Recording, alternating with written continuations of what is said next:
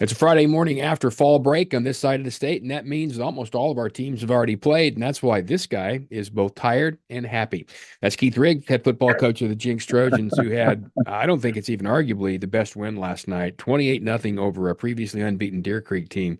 You got to be over the moon this morning.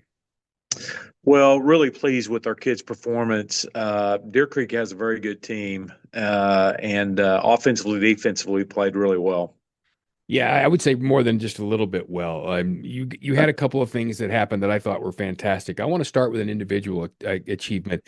I love defense. I think it travels. I love the old T-shirt that said, "If you score, you may win. If they never score, you'll never lose. Defense wins championships." And you have a guy named Sam Stone who got to the 300 tackle mark.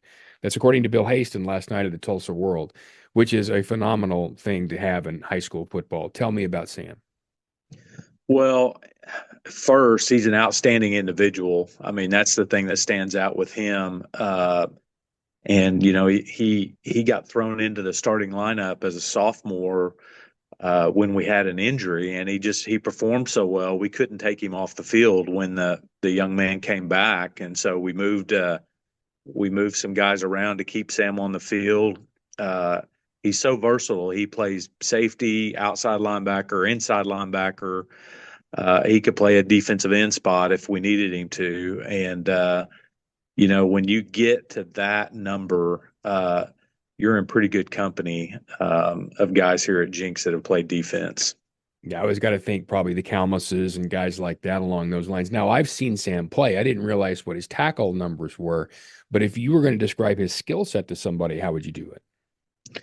Well, he runs like a safety, but he's built like a linebacker. And I think, from a defensive perspective, he is a great open field tackler. So, being able to tackle out in space is huge when you play those positions. Did you guys celebrate that in any way or even mention it? No. Business as usual for the Jinx Trojans at this point, huh? Yes, we'll do it at the end of the season. I can imagine so. All right, so let's stick with the superlatives. And again, this is a note that comes from Bill Hayes in the Tulsa World. I want to give credit where it's due. Your teams are now 23 and 1 in October. I know you, it's not cattle prods. What are you doing in October that's been so effective? Well, I don't know. We focus a lot, on continuous improvement, and um, I just think that's so important. And regardless of how you do in August and September, October is kind of the key month rolling into the playoffs. You're going to start the playoffs in early November, and um, our kids have always responded to kind of that message and having a big focus on the Jinx Trojans and our progress. And with that, it gives us a chance in the playoffs. Along those lines, there was a time, and you and I both done this long enough that you know that you spend all your time really studying the other guys. And then on a bye week, they'd say, we'll self scout. Now everybody self scouts constantly, probably as much or more as they game plan. How have you seen that morph and evolve? And what kind of percentages are you spending in practice these days? Well, we strike a good balance to scouting ourselves and scouting our opponents. You really do. As good as teams are these days, and the level of play in 6A1, you have to know your opponent. But I think it's equally important that you know yourself. What is your opponent seeing, because they're studying film as well, right? Sure. And just to make sure that you're not giving things away by how you align or the personnel you have on the field, down a distance, all those things. It's not a bad thing to have tendencies. That usually means you're good at something, but you need to understand those tendencies and know what your opponent is seeing. Have you seen the same kind of shift I think I've seen in that in the years I've been around the game as far as Absolutely. preparation? Yeah. 100%. 20 years ago, you could find really simple tendencies by down and distance, by personnel on the field, where a guy lined up. Now it's really, you've got to find a combination of things that tell you something about your opponent. Is it down and distance plus personnel, plus, field zone and hash, it is much more difficult. Teams are self scouting more, so they find those things and have those tendency breakers, and so you've got to work a little harder to have a good feel for what your opponent does. Your offense had a slow start to the year, but post that early start, I think it's 104 to 25. You've outscored people. What has changed? What has started to really work? Well, our execution has improved significantly from the beginning of the year to now.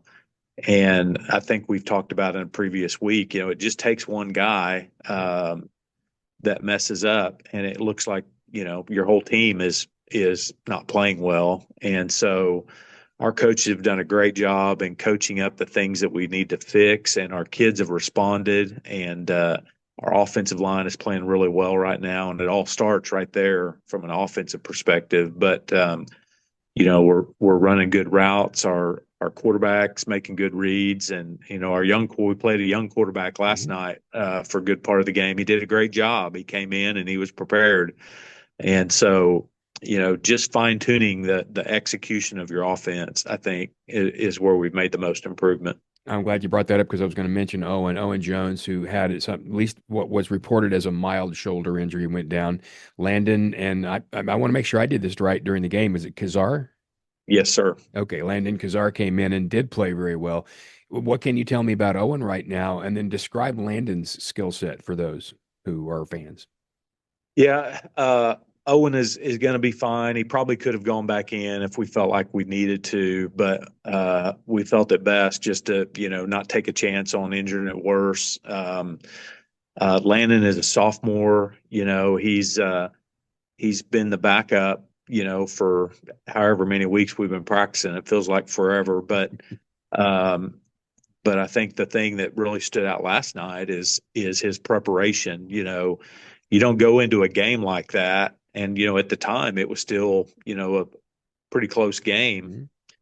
Mhm. Uh, you don't go in a game like that and play well if you haven't been preparing week in and week out. And for your next guys in, that's so important. You never know when an injury is going to happen. Another example, one people didn't notice as much, Rhett Pangburn came in for Cash Jacobson last night and played outstanding. He had a couple of sacks, I think, and played really well on the defensive line. But for those guys that are the next one in, it's hard. You got to prepare just like the starter and Mhm. be prepared when that moment comes. Yeah, it's hard to come off the sidelines and do that. The quarterbacks though seem to have this thing. I remember there was a quarterback at Tulsa many years ago. Somebody got hurt, and he turned to the guys behind him and said, "You boys ready to see a show?" And he went out and he won the football game. And there tends to be something about quarterbacks in doing that, but they've got to be prepared. Along the injury line, Malachi Dillard, I know had at least a foot, I believe it was. How's he? Ankle sprain. We'll have a better feel on Sunday when he comes in for treatment. But those things can hurt pretty bad when they first happen, and so we'll have a good feel for that on Sunday. Well, and you're on IR. You don't talk about yourself, but you've got a fracture in a foot there as well. That maybe that's why you're sitting. How painful is it, and how bad is it? Well, I have a stress fracture in my foot. It's something that just it got to where it wasn't manageable anymore. So had a boot on last night. Standing up for long periods of time is not the best medicine for it right now, but got through the game just fine, and I'm sure with every week it'll get better and better. So you'll see your head coach in the training room. You'll be in there leading everybody on a little bit in there. Before we leave the Deer Creek game at 28-0, and I've not seen a lot of film on them. That the most complete game you've played? Because that is a really good team. Um, I think probably so. Their quarterback's outstanding. And our guys up front defensively, the pressure they were able to put on him in their passing game and really shut down their running game. When you can make a team one dimensional, boy, that's huge for defense. So, and defensively, they've played really well. Also, they've held opponents down pretty well, and Yeah. so yeah, overall, really pleased with where we're at. Certainly we have more more we can do and things we can clean up and get better at. But that's kind of always the case, right? Well, and speaking of more, that's who's next. And that's a team that had a really good start to the year. And they've had a loss or two since that time. And again, here's a team I've seen a little film on, not a lot. When you see them, what do you think? Well, they've got a pretty good quarterback. That's kind of a theme across a lot of 6A teams. You know, it kind of starts there offensively. They've been able to move the ball really well on everybody, even though, you know, in some games they've stalled out a little bit, some drives, but they've certainly been able to move the ball. Um, you know, defensively, you know, they fly to the football. You know, they're gonna make you earn everything you get, and so you know we'll have to be prepared for that. I think I'm seeing, and this is just my opinion, I'll get yours. There were times, I mentioned this last night on our broadcast. There were times when you'd play a West Side team and you'd see some nice players, but you could go down the list and you wouldn't be able to pick too many guys, and you'd say, you know what, he'd start over here. Nowadays, on every West Side team, I'm seeing one, two, three, four guys, and especially skill position guys. Seems like receivers and quarterbacks, like you mentioned, that you'd say, "Yeah, I take that dude," and he could come play. Might not be in that position, but he could play here. Is there more talent over there than we've seen, or is that just me thinking that? Well, I think the talent has all been has mostly always been there, but the level of play of that talent, you know, I think has increased. We've talked about the West Side teams have gotten better Yeah, since the split has occurred, and so you know, with that, the performance and execution of the teams and the individuals has gotten better. there's no question. We talked about your October record. I've talked to you multiple times about the guys and their blonde hair. This is the time of year that you see Jenks teams just start that roll. You started it in October. Are you feeling that momentum that you generally feel at the end of a year?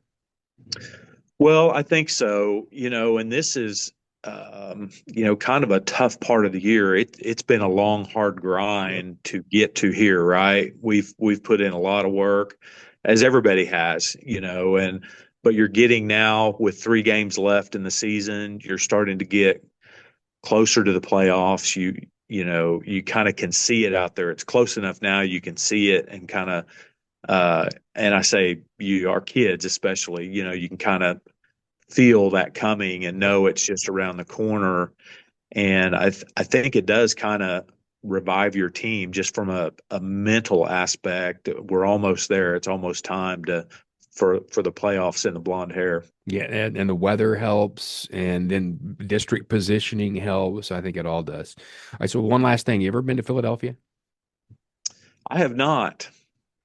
See, I'm going today with TU and those guys back there, that helmet there, and I was just hoping to get your cheesesteak recommendation. No, I can't help you there. I've been to a lot of places, but not Philadelphia. Tell you what, I will try several for you and I'll report back. I appreciate that. Thank you.